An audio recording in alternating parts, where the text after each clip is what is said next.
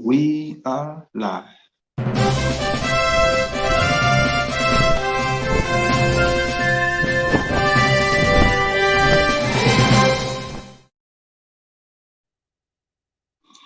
Greetings, everyone. It's your regular host, Dr. Edmond Ikeh. I bring you warm greetings right here in Jefferson City, Missouri. And this is Nigerian Constitution and Your Right. Nigerian Constitution, Know Your Right is a show, a program powered every Tuesday, 9 p.m. Nigerian time, 3 p.m. U.S. Central Time, 4 p.m. U.S. Eastern Time by the Global Coalition for Security and Democracy in Nigeria. It's a show we hold to educate our fellow compatriots, our fellow Nigerians about the content of the Constitution of the Federal Republic of Nigeria, 1999, as amended.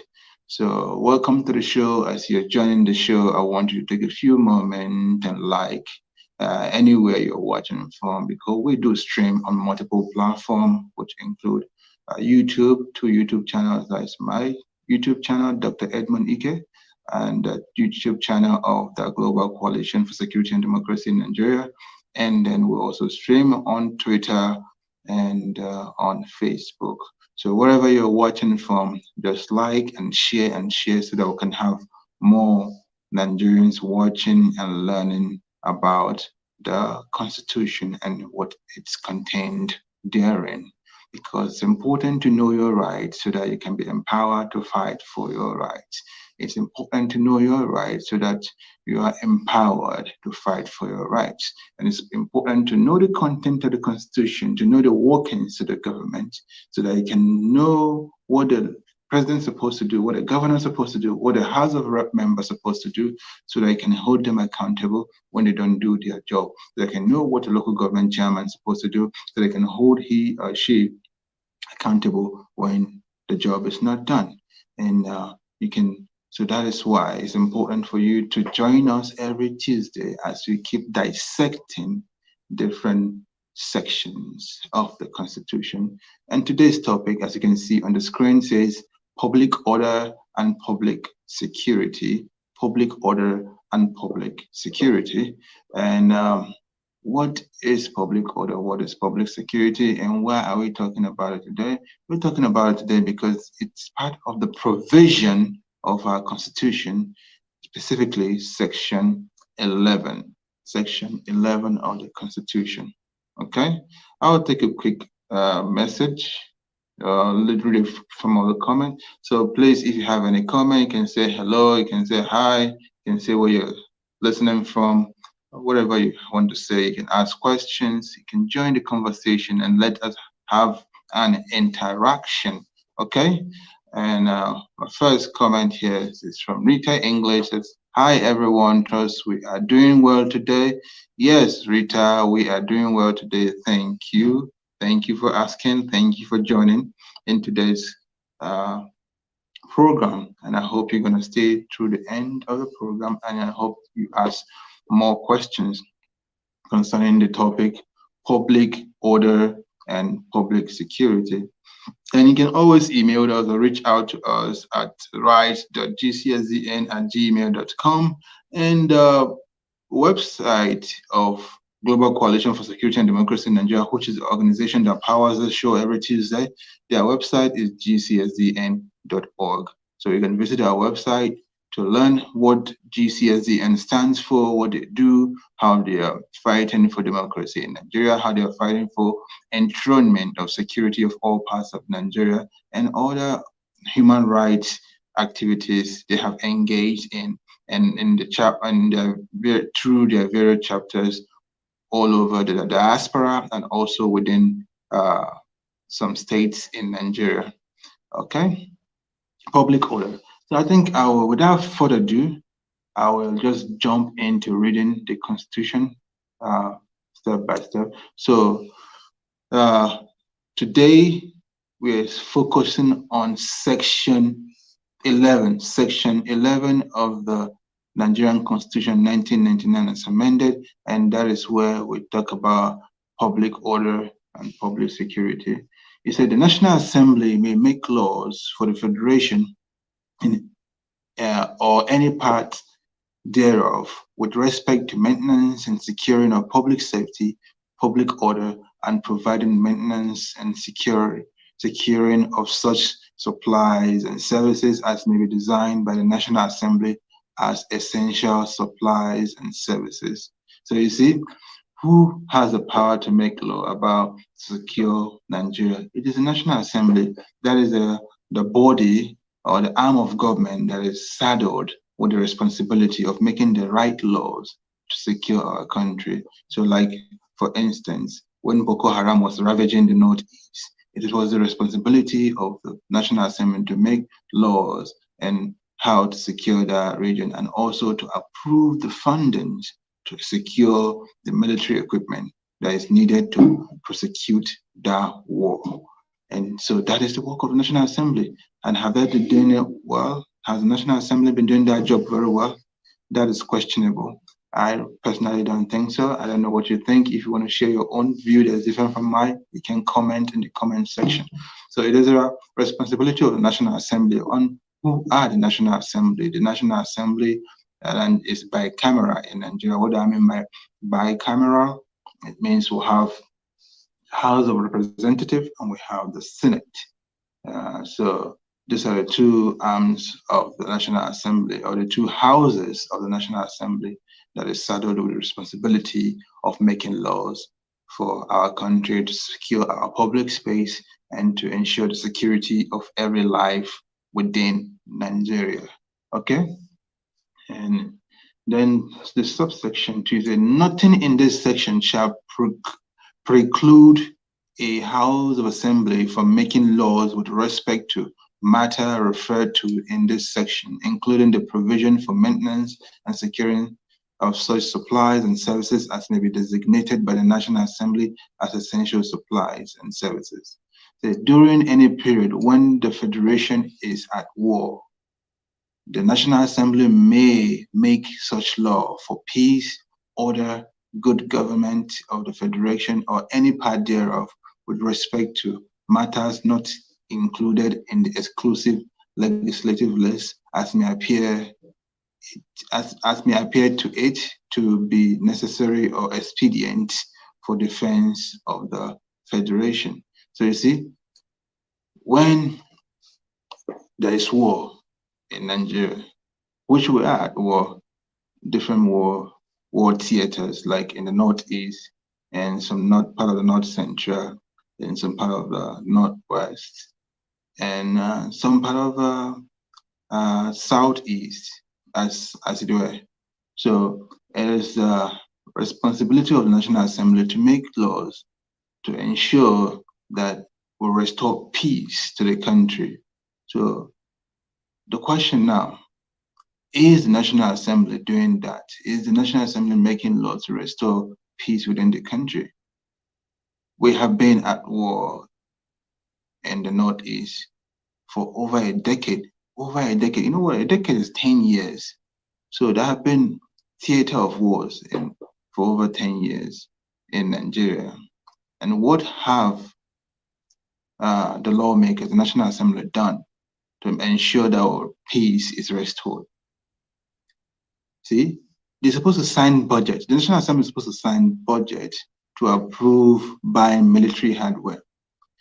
And if you are a Nigerian paying attention to the happening of Nigeria, I'm sure you have heard or you have come across videos or even national newspaper articles that some military personnel have come out and said that they do not have enough military gear. They did not have enough ammunition. They didn't have enough equipment to fight the war. So if those who are on ground, who are supposed to be the kinetic to fight the war, are not equipped, and it is the responsibility of the National Assembly to sign those budgets, to sign those into law, to get them the necessary equipment to prosecute the law, would you say that the National Assembly are doing their job? And in some situations, you've seen that have passed some budget to buy the equipment, but that budget is inflated. Like it's like balloon budget. The budget is so big, it does not mirror what they actually need to buy. So what do we say about that? So you see, that is the purpose of this program, so that you can see that this is what this arm of government is supposed to do. Then it's left for me to analyze, are they actually doing that? If they are not doing that, then it's your responsibility as a good citizen of Nigeria to ensure that such persons do not return into power. Such persons do not return into the National Assembly. You know, another big problem, which I hope this program will address, is that Nigerians do not engage actively enough in electing their National Assembly members, that is the senators and your House of Representatives. They only focus on mostly maybe the presidential election, number one focus, and then the governorship election, number two focus. They forget to focus on the lawmakers. They are supposed to be elected. If you watch the votes, the number of votes that bring lawmakers into power, it is very, very few votes. Very few votes. Why is that? Because Nigerians have forsaken their civic responsibility of coming out to vote and voting for the leaders that they want. So if you don't come out to vote for the leader that you want, that means you have you're left, or you have shortchanged yourself to get a leader that you don't want. The leader that is not going to do your biddings, that is not going to ensure that you are a priority, because you did not vote for that leader. So you are not a priority.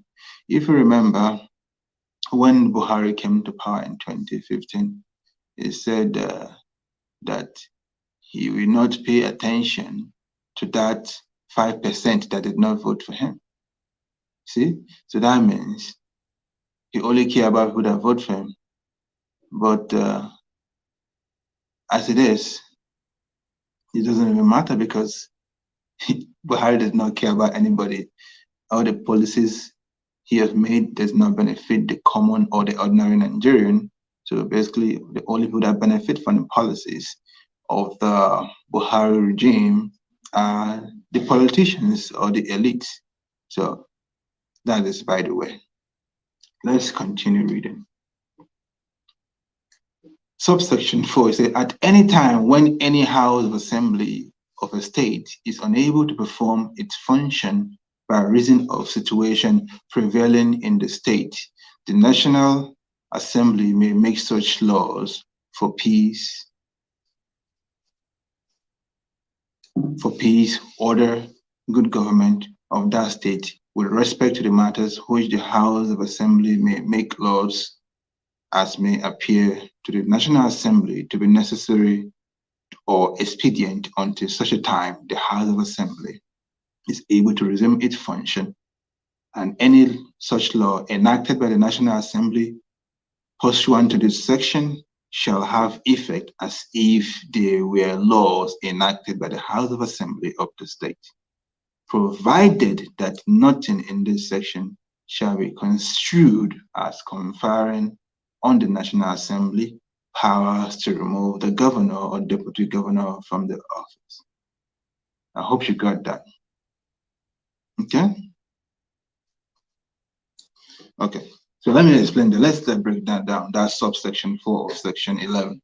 It's saying that, okay, maybe for the layman out there who don't understand, which is the point of this program, to try to break down the law so that people can understand it better. So we've talked about what the National Assembly does. They make the law to secure the country, make the law to make sure there's peace in the country, make the law to ensure there's supplies of goods and services for the people. So that is what they do, the National Assembly, for the whole country. That is because they do this for the whole country. Then now, this subsection 4 is now drawing our attention to the state, because the states are subnationals, or the states is the mini countries within Nigeria. So, and these states, as we all know, are governed by governors. And every state have its lawmaking body. Just like the federal government have a lawmaking body known as National Assembly, the states have a lawmaking body called House of Assembly or State House of Assembly. For example, my home state, Anambra, will have Anambra State House of Assembly. So Anambra State House of Assembly is the lawmaking body of Anambra State specifically. Then Lagos State House of Assembly is going to be the lawmaking body of Lagos State specifically. Katsina House of Assembly is going to be a lawmaking body specifically for Katsina. Then uh, Akwa Ibom State House of Assembly will be the House of Assembly or the lawmaking body specifically for Akwa Ibom State. So that is how it goes. So this subsection 4 is now telling us that when any state, for example, if Anambra State House of Assembly is unable to meet to make a law to secure Anambra, to bring peace to Anambra, or to make any law for Anambra State, if the Anambra State House of Assembly is not able to meet for any reason, maybe there is no peace, there is war, and they could not meet, say the National Assembly, which is the body that is empowered to make law for the whole country, that National Assembly, the senators and the House of Reps, they can make laws for Anambra State. Do you understand that? Usually, Anambra State House of Assembly is the one that have the responsibility to make laws for Anambra State. But now they have there's issues somewhere. There is war. They cannot meet in their chambers. They cannot make laws. So the powers are kind of transferred. You can say temporarily transferred to the National Assembly to make laws for Anambra State, or to make laws for Lagos State, or to make law for Kano, to make law for Sokoto, to make law for Akwa Ibom, or to make law for Kogi State. So temporarily, until such a period whereby the state house of assembly of that particular state is able to meet and make laws for themselves. So that is that. And so that is one thing. And it says that even though the National Assembly can make law for a state at that moment, because the state house of assembly cannot meet, that the power of the National Assembly to make laws to the state is limited in a way. And what is that limitation? The limitation is that the National Assembly cannot remove the governor of that state or the deputy governor of that state, but the House of Assembly of that state can do that. They can impeach their governor, they can impeach. But however, when the National Assembly takes over the job of the House of Assembly of a state, when the House of Assembly of that state cannot meet, the National Assembly cannot impeach that governor. They cannot impeach the governor. They cannot impeach the deputy. That is the limitation of their power in this temporal period. Okay, so that's what it's saying. What I is saying. I think my guess. I have a guess. I'll add the guest to the stream.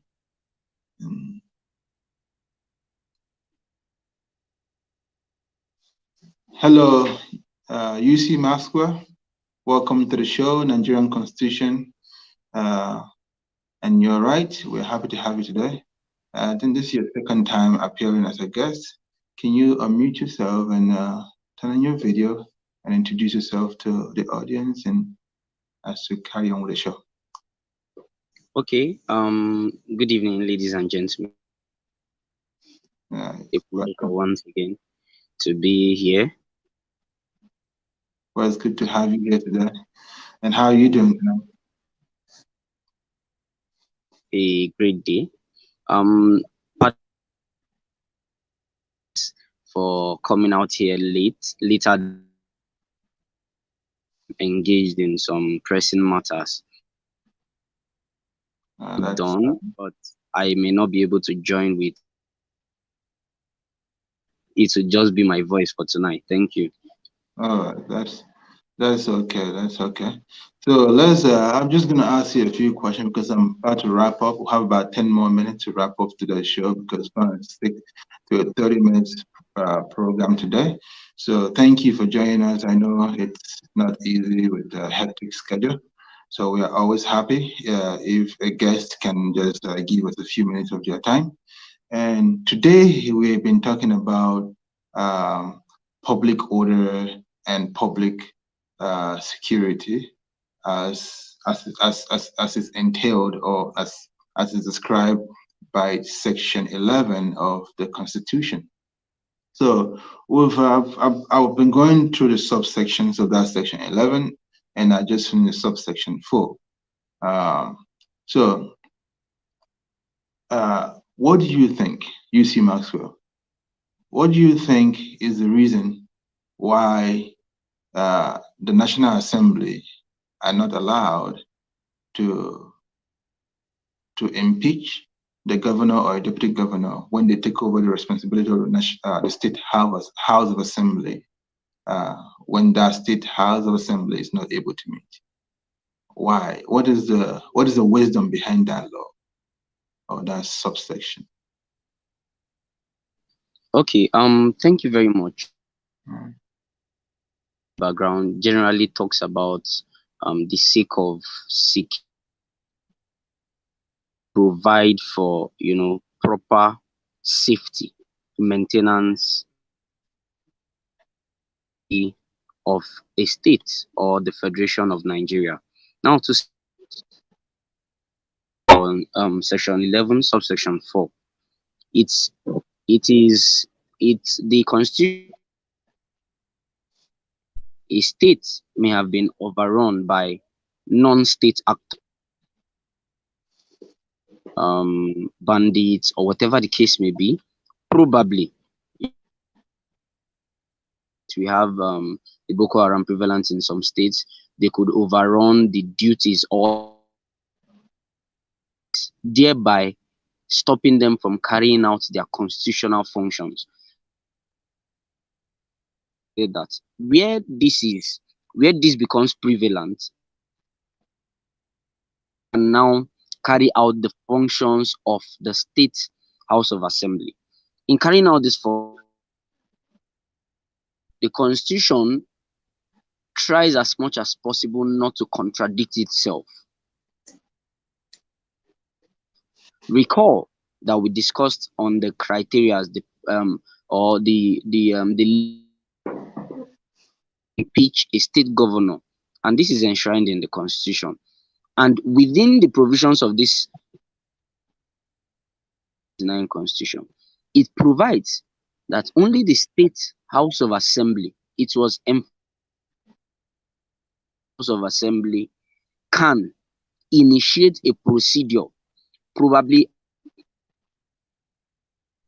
sickness, unsoundness of mind, being a lunatic, misconduct, which are the lettered words of the constitution. A state house of starts the procedures to impeach. So you find out that if this section allows assembly to do that, it would be a contradiction. Provide for really looking into the security, maintenance, and orderliness of states or any territory within Nigeria.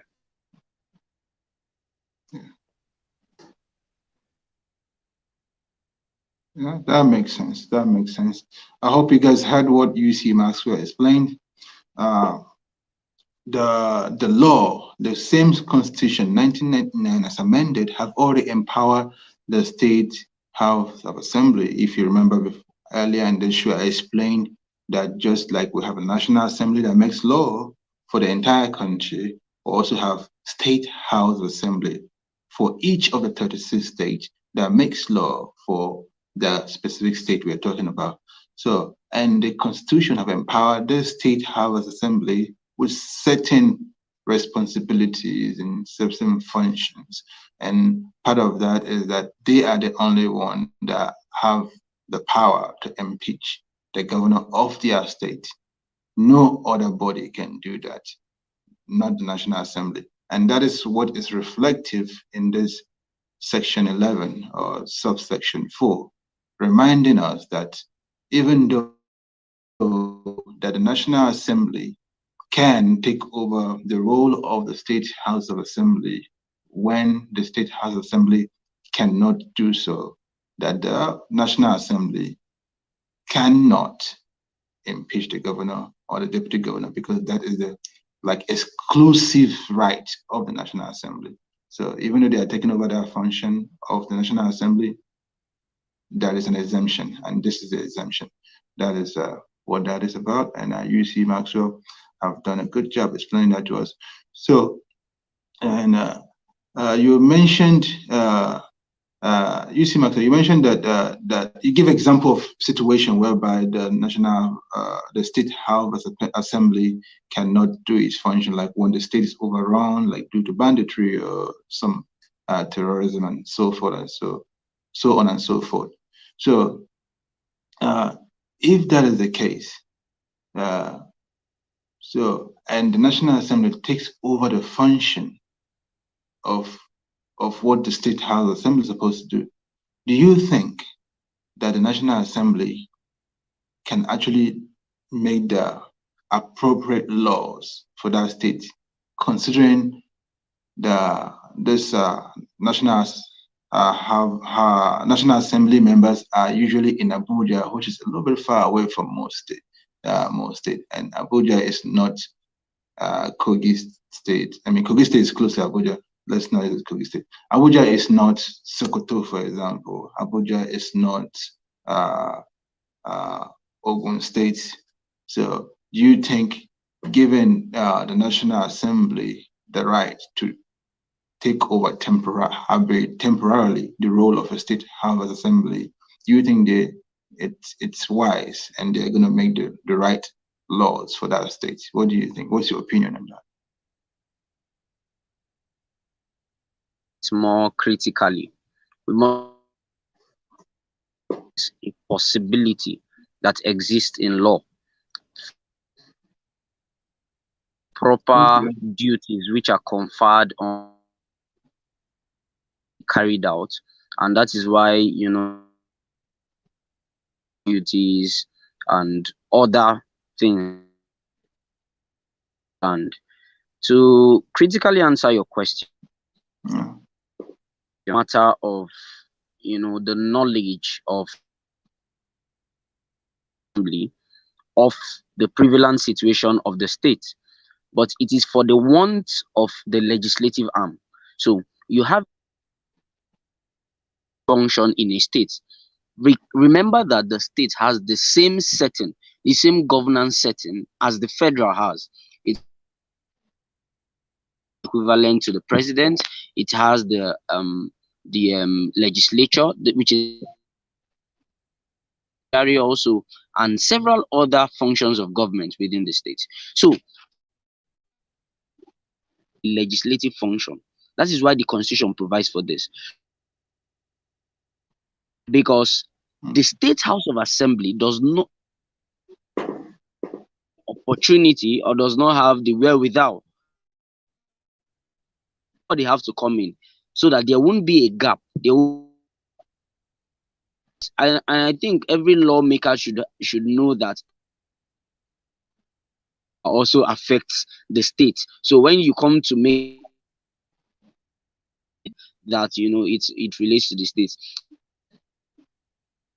Subsection 3 of section 11, which make laws which are not related to the exclusive list where states or the nation, but there is the law tries to fill up that gap. So that is where the state cannot fulfill it, the federal legislature. So that is it. All right, thank you very much. I think that is that. I'll read the last subsection and then we'll wrap up today's program. The last subsection is, you make reference of the previous. Say, for the purpose of subsection 4 of this section, a house of assembly shall not be deemed to be unable to perform its function so long as the House of Assembly can hold a meeting and transact business. So what that is saying is, yes, we said that the National Assembly can take over the House of Assembly function if the House of Assembly cannot do so. And now this subsection 5 is now giving us more details, telling us that, okay, you cannot say a House of Assembly is unable to perform its function when they can meet. So as long as the House of Assembly, as long as Kogi State House of Assembly can meet somewhere, whether it's not in their regular meeting place, if they can meet in one room, one backyard, and transact their business, if they can do so, then they can still perform their duties. But if they cannot do so, that is the only time that the National Assembly can take over their duties. So that is what that subsection is saying.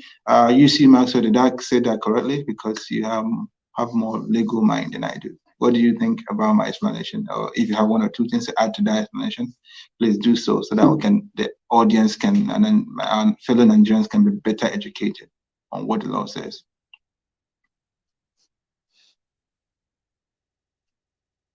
You see, Maxwell, are you there?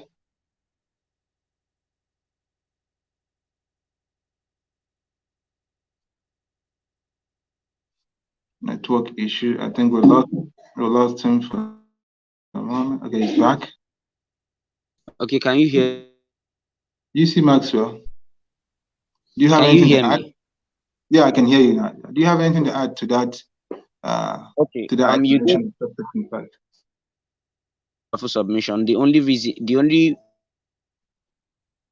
say a state house of assembly cannot act is out, transact their normal business. All right. Transact the business. All right. Thank you very much. So you have 1 minute to give a closing remark. What do you want Nigerians to take away from this section 11 of the Nigerian Constitution? What is the takeaway message to Nigerians? Okay, very quickly, I must say that states must come into the play and take a look at the constitutional provisions. We have been bedeviled by several issues within Nigeria, both in the north and the west and the south and in the east. And you would see that there have been a lot of clamor and cry for state policing. This particular talks about the public order and public security, basically. So the states have been given a role to play to make sure that state house of assemblies cater for the maintenance of security and safety within their states. So states must begin to play this role, whatever it is, by whatever means that they can do that. So if and there, like I said on some time ago where I was speaking, there is a fifth amendment which is before the National Assembly seeking to include state policing into the 1999 constitution. So these are things that are very, very instrumental to see that states of Nigeria are being secured, and state governors have a degree of control of security apparatus to further secure their states. So I encourage every citizen to as well clamor for state police. It is very, very important, and I hope that other states sign this particular bill and make sure that it comes into play. Thank you very much for that wonderful closing remark, UC Maxwell. I really appreciate your time coming in today to join the conversation. Quite unfortunately, you were not able to do video. Hopefully next week, if you commit your time next week, we'll follow the conversation and I think section 12. So yeah, and hopefully if that is possible, we'd like to have you again and we'll continue the conversation. Thank you very much for your time. And fellow Nigerians, please, yeah, thank you. Yeah. So Nigerians, please, take it as your civic duty to know what the law says. Come here every Tuesday, 9 p.m. Nigerian, and to listen and learn one or two things to empower you to become a better citizen. Be a better citizen of the Federal Republic of Nigeria, and make sure you promote things that matters to you, like state policing, as UC Maxwell stated. So we nudge our lawmakers that, okay, this is what we want. This is what is going to make sure our areas are more secure. You push for those things because and your lawmakers have to listen to you. And if you don't say anything, there's nothing for them to hear. They just come up with things from their figment of imagination, and they may come up with the wrong things. So you have to speak up so that they can do it. Then when you speak up, if they don't do it, then that means you're responsible to also make sure you get rid of them and get the right people who are going to get the job done. So please become more responsible citizen, and let's continue to build a better country that will call our own, that will be happy to live in, and we're happy to raise our children in. Thank you very much, and I'm looking forward to see you again next Tuesday, same place, same channel, 9 p.m. Nigerian time. Thank you once again, and you guys have a wonderful week ahead and a weekend coming. All right, this is where I leave you.